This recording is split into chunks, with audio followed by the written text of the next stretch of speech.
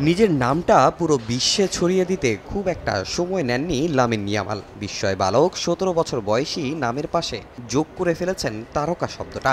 অর্থ এখন ছুটছে তার পিছে। এমন একজন ফুটবলার যিনি বার্সার জন্য হবেন বিশেষ, সেটা আর বলার অপেক্ষা রাখে না। ক্লাবটার সঙ্গে নতুন চুক্তিতে তাই রেকর্ড গড়ছেন স্প্যানিশ ফুটবলার।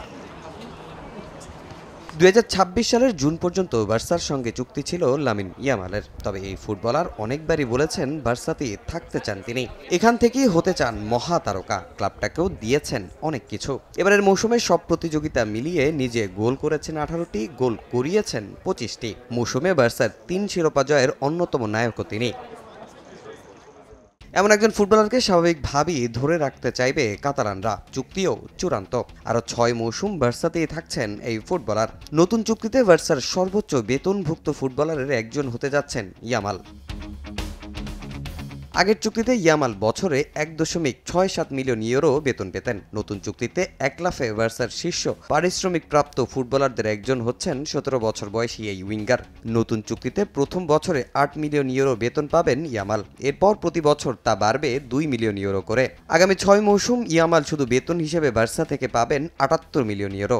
এছাড়া ম্যাচ জিতলে বোনাসসহ থাকছে নানা সুযোগ সুবিধাও।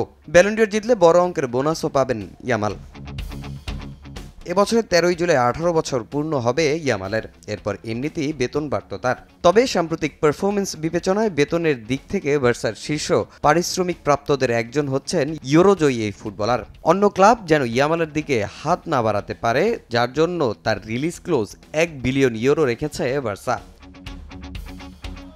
ক্লাব ফুটবল শেষ, নেশনস লিগ খেলতে যাবেন লামিন ইয়ামাল। এরপর লম্বা ছুটি। ততদিনে ১৮ বছর পূর্ণ হয়ে যাবে ইয়ামালের। তখন নতুন চুক্তিতে কিছুটা জটিলতা পোহাতে হতে পারে বার্সার। তাই অনেকটা তড়িঘড়ি করেই ইয়ামালের সঙ্গে চুক্তি নবায়ন করেছে বার্সেলোনা।